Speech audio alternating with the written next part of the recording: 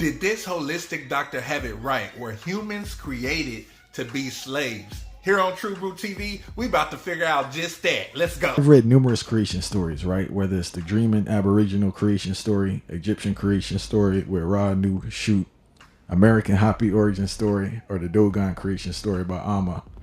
The one that makes the most sense to me is the Anunnaki, right? You know, in the Anunnaki theory of the origins of humans being created to be slaves, the violent nature of humans, massive increase in technology, and the character Adamu in the story that has similarities to the name and characteristics of Adam in the Bible.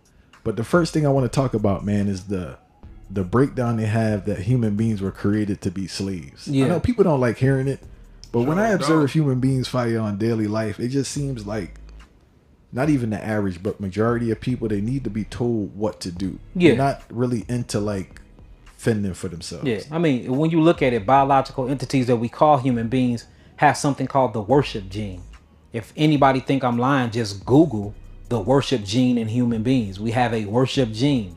So there have been genes that have been unlocked in our systems and certain other genes in DNA that have been suppressed that gives us the worshiping feeling. That's why, you know, Christianity is a very big worshiping type of religion. Every religion, whether you get into the Muslim community, every religion have a very, very worshiping type of entity that's involved in that interaction. And notice that they, instead of looking in the mirror and seeing that you are comprised of everything that God is truly made of, you look in the sky and you bow down and you live your life guided off these certain rules that was given to you by an entity that you can't even see. And instead you fail to look in the mirror and say, dang, I am a piece of that entity. You know, I'm not saying worship yourself, but I'm gonna think very highly of myself. When I pray, I don't hear another voice. I hear my voice in my subconscious mind in my head. So we were definitely created with a worship gene. When you get into the Anunnaki story, Anu, it's actually a Hebrew word, and what it means, Anunnaki, means from the heaven to earth they came.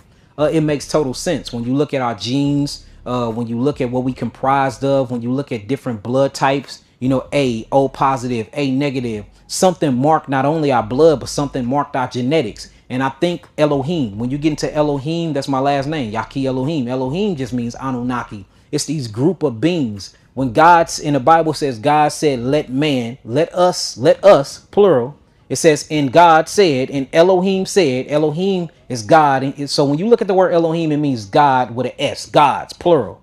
So many gods created man. It said, is God, and God said, let us make man in our image and after our likeness. So it shows you that mankind is a template, and we look like our creator. That's the first thing they said, right? And then once you see that, then it says what they gonna do. I'm gonna give them the dominion over the fish of the sea, the birds of the air, whoopty wop and this and that. But notice the instruction came. He created Adam and Eve. He put Adam and Eve, Elohim did. So Elohim, these gods created man, this biological man. They put this man in a garden, right? So they put man in a garden, and then it says his whole purpose was to dress and keep the garden. So his whole purpose was for servitude in the first place. Right. He was supposed to dress and keep this little simulation that the creator Elohim put him in. Then it said that he got smart and he disobeyed Elohim, right? And when he got smart and disobeyed Elohim, he left one service place where it didn't seem like he was working, but to dress and keep the garden is still servitude. You know, he had to guard the garden. What was he guarding the garden for? And he had to dress it, meaning he had to build it up and make it fashionable for him and his family. But after Adam and Kawar, who they call Adam and Eve, went against Elohim's plan and instructions, he kicked them out of one simulation and then he put them in a more hostile environment. Now, in this hostile environment, guess what it says? It says that they had to work from the sweat of thy what? Brow.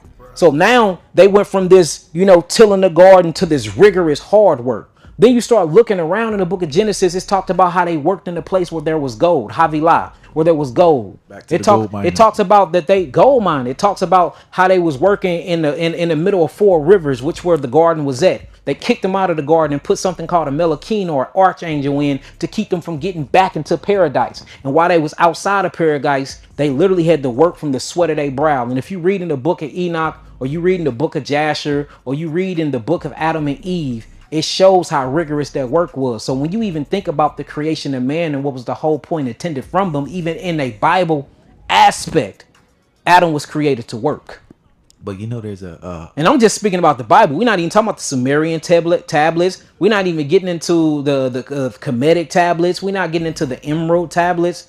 Man was created for servitude. there's one part I want to talk about before we jump to the next second part of this question.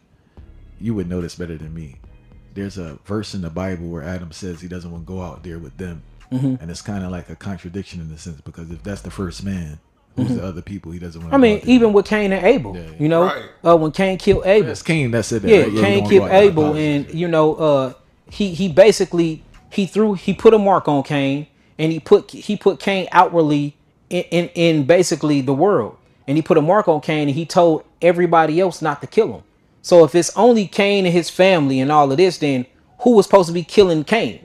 So yeah, I mean, it's so many different. When you start reading the Bible, and I'm speaking from a person that basically you can call me a biblical scholar. I read and write fluent Hebrew. I taught a community. I had my own temple, and me and my big brother Malachi Maccabee taught the Bible. I was teaching it personally. I taught it for 13 years before I left the Hebrew community that I was in. Never said I left the ideology, never said I left even some of the practices of the Bible, but you notice inconsistencies, names changes, same people, different ages change. It's two creation stories from Genesis 1 and 2. One that says we all come from the water, then another one that says some things came from the earth. So, I mean, if you read it, you just have to remember when man writes something, it's not going to always be 100% correct, because man is going to be involved in their ego. It's going to be different types of programming. It's different languages comprises when you read the Bible. For instance, in one chapter, it will say El Elyon. In the next chapter, it will say Edonai. In one chapter, it will call him El. The next chapter, it will call it Yahweh or Yahweh. So,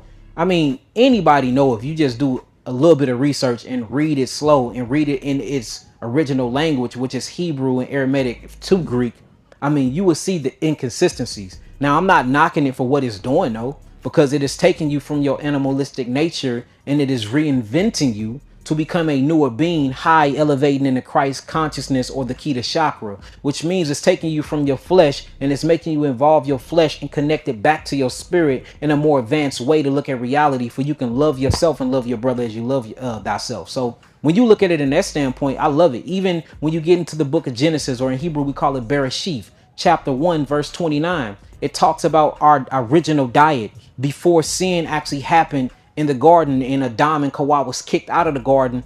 It shows you what we ate. It says that we were supposed to eat fruit bearing seed after its kind. We were supposed to eat the herbs. The herbs were supposed to be for the healing of the nations, and we were supposed to eat fruit bearing seed after its kind, and we were supposed to drink the water. So if in the beginning nothing died, we are supposed to live eternity in the flesh and in the spirit. Now we only live eternity in the spiritual aspect, and we got to take on new forms of flesh to keep this thing going. Now this flesh died. Back then they was living to be 999 years old, but through sin and corruption and technology and messing up our pollutants and our oxygens and the oxygen in the environment, now we went from 120 years to only making it to 66 years old, speaking of black men in America. So even when you look at it in that sense, nothing died back then. So if nothing died and everything was supposed to live for eternity in this paradise that we call the Garden of Eden, notice what their original diet was. It was fruits, vegetables, melons, and herbs to heal. Nothing died, so you wasn't eating meat. Then in fact, when you get to the book of Revelation chapter 21, when it talks about how Elohim descends its spaceship from the earth, they call it the cube or the Merkabah, and it talks about Christ coming back, the Christ consciousness coming back, and Jerusalem descends from the heavens, the Hashemayim. It descends from the heavens. It reminds me of a spaceship returning, or Nebaru returning back to earth. But notice what it said when Nebaru returned back to earth. It said that we was gonna get superhuman like powers, gonna get our powers back. It talks about 144,000 being mighty and having the genetic code to be able to jump and fly over mountains. But it always go back